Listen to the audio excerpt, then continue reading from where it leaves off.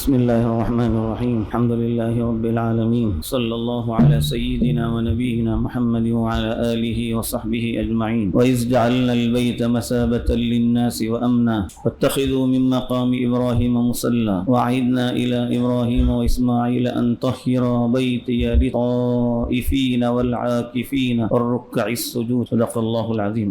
بزرگان محترم، بھائیوں اور دوستوں، اللہ تعالیٰ کے بہت سے احسانات میں سے اس امت پر بلکہ پورے مسلمانوں پر، تمام قوموں پر اللہ تعالیٰ نے جو احسان فرمایا کہ اللہ نے اپنے گھر کعبۃ اللہ کو تعمیر کرنے کا سیدنا ابراہیم علیہ السلام کو حکم فرمایا. سیدنا ابراہیم علیہ السلام سے پہلے کعبۃ اللہ کی تعمیر کے تعلق سے یہ آتا ہے کہ فرشتوں نے کعبے کی تعمیر فرمائی تھی. پھر مدت دراز کے بعد کعبۃ اللہ کی صرف بنیادیں رہ گئی تھی. اللہ نے سیدنا ابراہیم علیہ السلام کو حکم فرمایا کہ لوگوں کے لیے اس گھر کو تعمیر فرمائے. چنانچہ حق تعالیٰ فرمانا وَإِذْ يَرْفَعُ إِبْرَاهِيمُ الْقَوَاعِدَ مِنَ الْبَيْتِ وَإِسْمَاعِيلُ رَبَّنَا تَقَبَّلْ مِنَّا إِنَّكَ أَنْتَ السَّمِيعُ الْعَلِيمُ. وہ وقت یاد کرو جب ابراہیم و اسماعیل اپنے رب کے حکم سے، اللہ تبارک و تعالیٰ کے حکم سے کعبۃ اللہ کی بنیاد کو اوپر اٹھا رہے تھے، کعبۃ اللہ کو تعمیر کر رہے تھے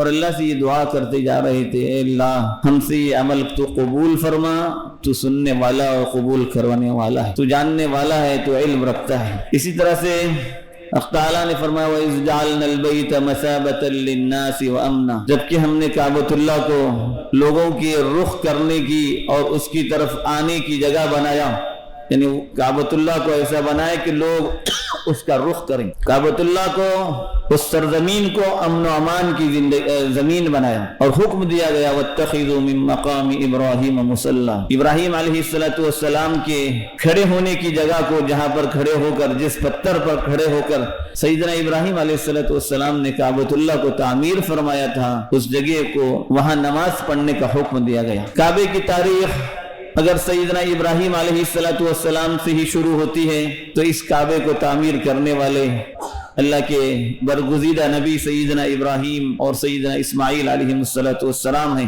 کعبے کو تعمیر کر رہے تھے، اللہ سے قبولیت کی دعا کر رہے تھے.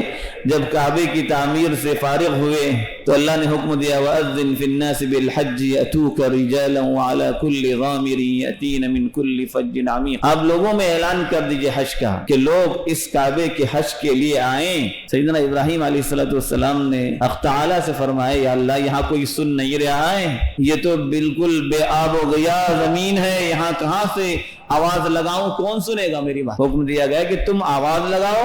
آواز لگانا تمہارا کام ہے، آواز کو پہنچانا ہمارا کام ہے. سیدنا ابراہیم علیہ السلام نے اللہ کے حکم سے ندا لگائی یا ایھا الناس، اے لوگو کعبۃ اللہ کے حج کے لیے آؤ.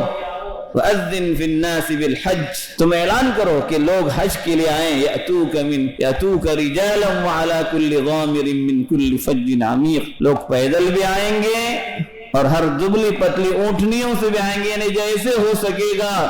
سواری میسر نہیں ہوگی، عمدہ سواری نہیں ہوگی، پیدل آنا پڑے پیدل آئیں گے. کمزور سواری ملے گی، کمزور سواری پہ آئیں گے. جیسی سواری انہیں نصیب ہوگی وہ آئیں گے. يَأْتُوكَ رِجَالًا وَعَلَى كُلِّ ضَامِرٍ مِّن كُلِّ فَجٍّ عَمِيقٍ. دنیا کے چپے چپے سے، کونے کونے سے لوگ آئیں گے. دنیا نے اس وقت سے دیکھا کہ لوگ کعبۃ اللہ کی حج کے لیے حاضر ہوتے ہیں اور اس حج کو اللہ تعالیٰ نے اسلام کے 5 ارکانوں میں سے ایک رکن بنایا. اس رکن کا انکار کرنے والا کافر ہے. جس کو اللہ نے استطاعت دی ہے اس کے متعلق فرمایا گیا وَلِلَّهِ عَلَى النَّاسِ حِجُّ الْبَيْتِ مَنِ اسْتَطَاعَ إِلَيْهِ سَبِيلًا. لوگوں پر اللہ کی خاطر حج کرنا فرض ہے جو وہاں تک پہنچنے کی استطاعت رکھتے ہیں مالی اعتبار سے. وَمَنْ كَفَرَ فَإِنَّ اللَّهَ غَنِيٌّ عَنِ الْعَالَمِينَ. البتہ جو شخص اس کا انکار کرے گا اللہ تعالیٰ تمام جہان والوں سے بے نیاز ہے. اللہ نے زندگی میں ہر مسلمان پر، صاحب استطاعت مسلمان پر زندگی میں ایک مرتبہ حج کرنا فرض قرار دیا. اس سے زائد اگر وہ کرتا ہے تو وہ سنت ہے. ایک دفعہ کا حج ہر اس آدمی کے ذمہ فرض ہے جس کے اندر مالی استطاعت اور طاقت موجود. جسمانی اعتبار سے اگر وہ کمزور ہے، جا نہیں سکتا، حکم یہ ہے کہ وہ مالی اعتبار سے اس کے پاس اتنی گنجائش ہے کہ وہ حج کر کے آ سکتا ہے تو وہ دوسروں کے ذریعے حج کرائے گا اپنا. انتقال کر گیا، حکم یہ ہے کہ اس کے مال سے وراثت کی تقسیم سے پہلے اتنے پیسے الگ کر دیے جائیں اور ان کے پیسوں سے جو ہے اس کی طرف سے حج کیا جائے.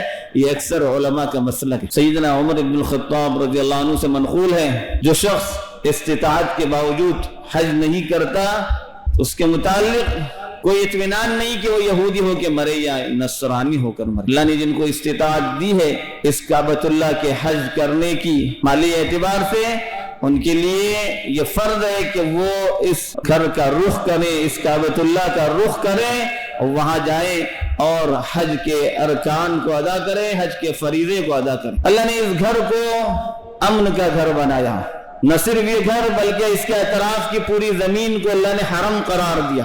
کوئی آدمی اس زمین پر پہنچے تو وہ امن و امان اس کو حاصل ہو جاتا ہے. اس زمین کے اندر، حدود حرم کے اندر جو پہنچ جاتا ہے مکہ اور اس کے اطراف کی مقدس سرزمین کے اندر، تو اس پر دست درازی جائز نہیں ہوتی. یہ مقدس سرزمین جہاں کے جانوروں تک کا شکار حاجی اور غیر حاجی دونوں کے لیے حرام ہے. اگر کسی نے غلطی سے انجانے میں بھی وہاں کے جانوروں کو مارا، شکار کیا، تب پھر اس کے ذمے تاوان واجب آتا ہے. وہاں کے درختوں کو کاٹا نہیں جاتا.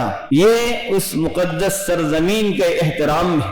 اللہ نے اس گھر کو، اس کعبۃ اللہ کو لوگوں کے لیے حاضری اور لوگوں کے لیے وہاں اس کی طرف رخ کرنے کا گھر بنایا. دنیا کے اندر جہاں بھی مسلمان بستا ہے وہ اپنی عبادت میں، خصوصاً نماز میں، اپنا رخ کعبۃ اللہ کی طرف کرتا ہے اور اس کے لیے کعبۃ اللہ کی طرف رخ کرنا نمازوں میں شرط قرار دیا گیا. اس کی نماز ہی صحیح نہیں ہوگی اگر وہ کعبۃ اللہ کی طرف رخ نہیں کرے گا. اس گھر سے لوگوں کی عظمتیں، لوگوں کا دلی تعلق لگا ہوا. اللہ نے اس کو بیت عتیق فرمایا کہ یہ بہت پرانا گھر ہے اور اس گھر کو ملحدین سے آزاد کیا گیا. یہ گھر اللہ کی عبادت کے لیے بنایا گیا. اس کعبۃ اللہ کے اطراف میں کسی زمانے میں دوسری قومیں آباد تھی، پھر اللہ نے وہاں پر ایسی قوموں کو آباد کیا جو اللہ کے اس مقدس ترین گھر کی حفاظت کرنے والے اور اس کا خیال رکھنے والے تھے. سیدنا ابراہیم علیہ السلام اور سیدنا اسماعیل علیہ السلام نے جب کعبے کو تعمیر فرمایا تھا، اللہ نے ان سے فرمایا تھا وَإِذْ بَوَّأْنَا لِإِبْرَاهِيمَ مَكَانَ الْبَيْتِ.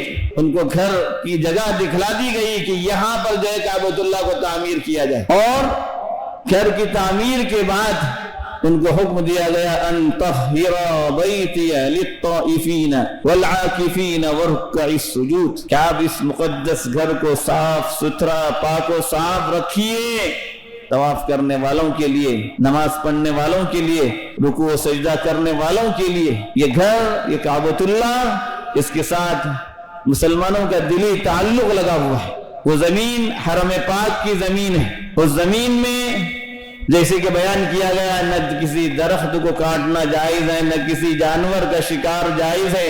امن و امان کی زمین ہے، چین و سکون کی زمین ہے، عبادت کی زمین ہے. انسان وہاں پر جاتا ہے، وہاں کے اس کعبے کا طواف کرتا ہے، اس کو بڑے اجر و ثواب سے نوازا جاتا ہے. مثابۃ للناس. اور اس گھر کو اللہ تعالیٰ نے بہت سی خصوصیات عطا فرمائی.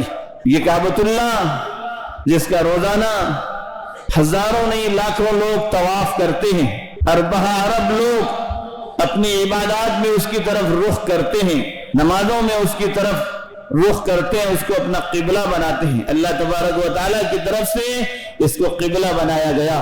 پرانے زمانے کی قوموں کے لیے کعبۃ اللہ قبلہ نہیں تھا، مسجد اقصی قبلہ تھا. لیکن اللہ کے آخری پیغمبر سید الانبیاء خاتم النبیین محمد الرسول اللہ صلی اللہ علیہ وآلہ وسلم کی خواہش پر اس کعبے کو اللہ تعالیٰ نے مسلمانوں کے لیے قبلہ قرار دیا. مسلمانوں کو اپنی جان سے کہیں زیادہ عزیز. لوگ زندگی کی پونجیاں جمع کرتے ہیں کہ ایک دفعہ اس مقدس سرزمین کی حاضری نصیب ہو جائے اور زندگی بھر اپنی پونجی جمع کر کے وہ اس کعبۃ اللہ کا رخ کرتے ہیں تاکہ وہاں پر جا کر کے اللہ تعالیٰ کی طرف سے جو تجلیات، جو رحمتیں، جو برکتیں وہاں پر نازل ہو رہی ہیں اس کو اپنے لیے سمیٹیں اور اپنی آخرت کو بنائیں۔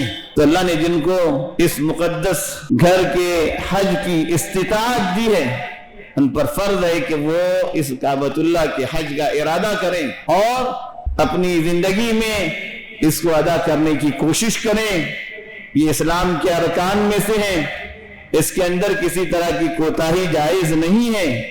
انتقال کرنے پر بھی حکم دیا گیا اکثر علماء کے نزدیک کہ ان کے مال کے اندر سے حج کا ادا کرنا فرض ہے۔ جب تک حج ادا نہیں کیا جائے گا وراثت بھی تقسیم نہیں کی جائے گی۔ ایک مسلمان اس کے دل کی بڑی آرزو اور تمناؤں میں سے ایک آرزو یہ ہوتی ہے کہ وہ اس مقدس سرزمین پر پہنچ جائے، وہاں پر اس کے قدم پڑ جائیں جہاں پر حضرات انبیاء علیہم السلام آئے تھے، جہاں پر خاتم النبیین کی زندگی کا ایک بہت بڑا 53 سال کا عرصہ گزرا تھا اور آخری 10 سال وہ زمین پر گزرے تھے جس کو آپ نے اپنے لیے اپنی زندگی کے آخری 10 سالوں کے لیے آپ نے اپنی زندگی کا مستقر بنایا تھا۔ اللہ کے حکم سے آپ نے ہجرت فرمائی تھی۔ اس مقدس سرزمین پر جانا قسمت والوں کا کام ہوتا ہے، خوش نصیب ہوتے ہیں وہ بندے جن کو اللہ تعالیٰ اس مقدس سرزمین کی حاضری کے لیے دعوت دیتے ہیں۔ ان کو اللہ کا شکر بھی ادا کرنا چاہیے،